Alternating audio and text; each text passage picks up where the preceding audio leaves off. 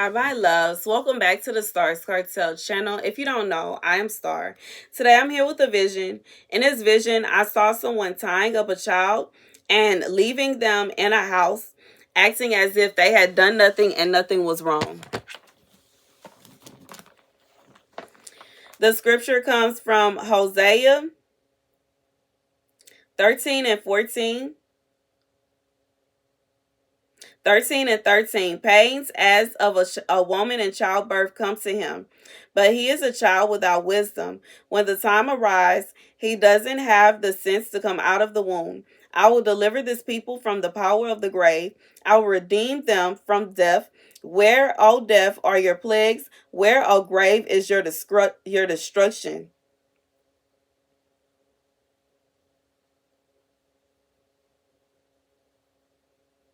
I will have no compassion, even though he thrives among his brothers. An east wind from the Lord will come blowing in from the desert. His spring will fail and his well will dry up. His storehouse will be plundered of all its treasures. Okay, sorry y'all for pausing so much, but I was kind of confused on where I was supposed to stop. But so here's the message. This is a situation where somebody is being left out to dry. Like, I just feel like this is someone that intends to leave someone in a cold situation. Somebody doing this on purpose as well. This is somebody that is purposely trying to cause some kind of pain to somebody else. They are intentionally trying to leave somebody out of something. So, regardless if it's a situation where, so it could be a case where maybe there's a party or there's some kind of arrangement going on. And I say that because of the scripture here where it says, I have no compassion, even though he thrives among his brothers. It could be a situation where there's a party going on. And it could be like a family party, some kind of family event. It could be like a family reunion, a family gathering, and you specifically are not invited. Okay. And it's to such an extent that like you being tied up is kind of like someone purposely trying to keep you away. It could be for so many reasons, and it is that like I think the hurtful thing about it is they're carrying on like it's nothing wrong. And I'm being reminded of the movie Encanto again, even though I don't think I ever actually sat down and watched the movie, but I have heard about the story, the story of the movie. My son talked to me about it, and I watched it in a few reviews, like I like to watch cinema therapy and things like that. But interesting enough, the way that they treated the brother, okay, and that's what intrigues me about it. The one uncle brother that has the gift of dreams, and the dreams come true, okay. And I just find it interesting how they would carry on. They would have parties and they would have all kind of events, and they wouldn't invite him. They didn't even care to invite him. Nobody cared to look for him. Nobody cared to call him. Nobody cared to talk to him. And nobody even cared to think about the fact that maybe he would like to come. And even as I'm saying this myself, I feel very emotional. And it can be very hurtful being a black sheep of your family, because people think that the black sheep don't love their family, and they assume that the black sheep is happy being excluded from all these things. And sometimes maybe you didn't want to come, but it's not that you didn't want to come because you don't enjoy your family and you don't love your family, but you don't want to come because you don't want to come, and then everybody's treating you funny.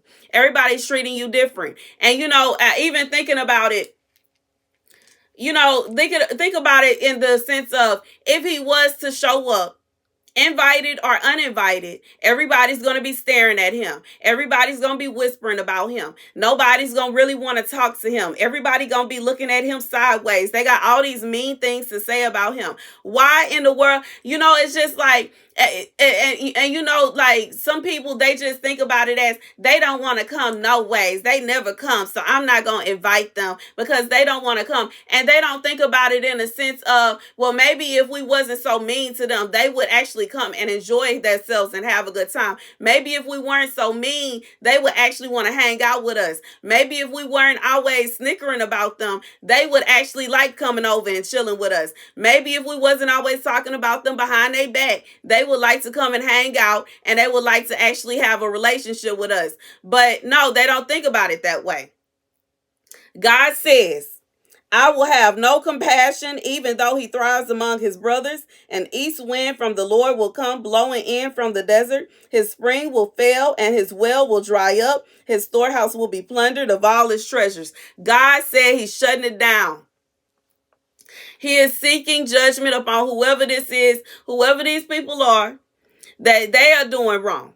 And for somebody, it could be a situation where they try to make you out to be the monster because you never want to call them, and you don't check on them, and you don't hang out with them, and you never want to go anywhere with them. But in reality, they know good and well every time that you have came, they were mean to you.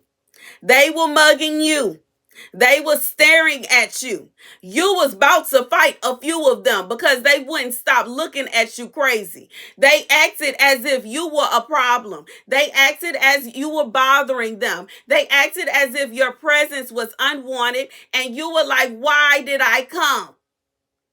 What's the point? Why would you go and hang out with somebody that don't like you?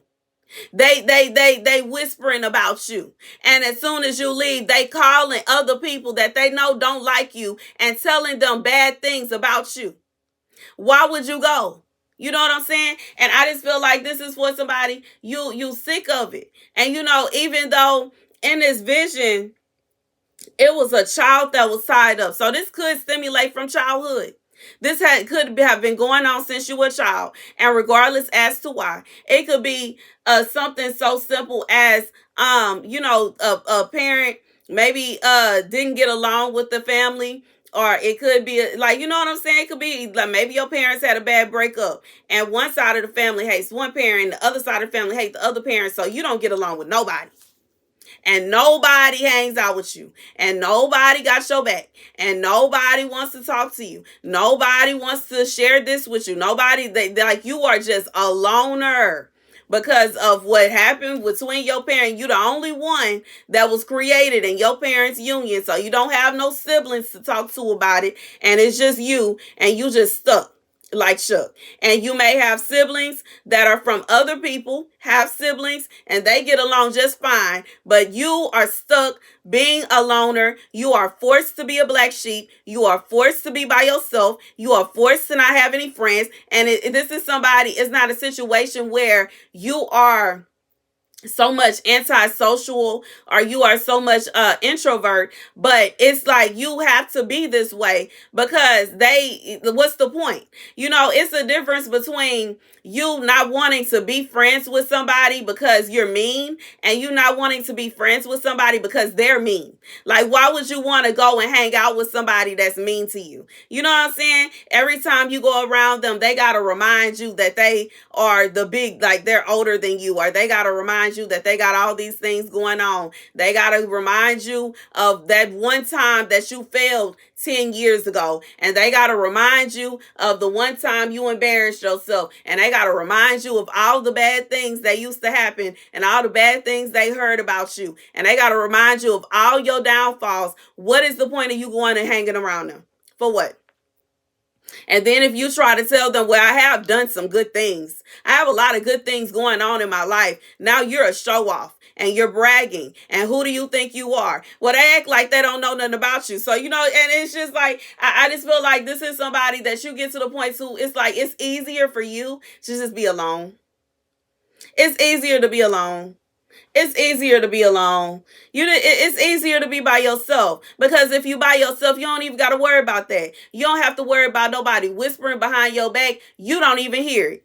And you let God handle that. You don't have to worry about nobody trying to cut their eyes at you. You ain't got to worry about nobody trying to say nothing smart to you. You ain't got to worry about nobody trying to compete with you. You ain't got to worry about nobody trying to take your man. You ain't got to worry about nobody trying to act like they just got to, they want to wear the same outfit as you, and they trying to act like you, and they doing all this stuff. And it's just like, oh my goodness, why can't we just be normal people?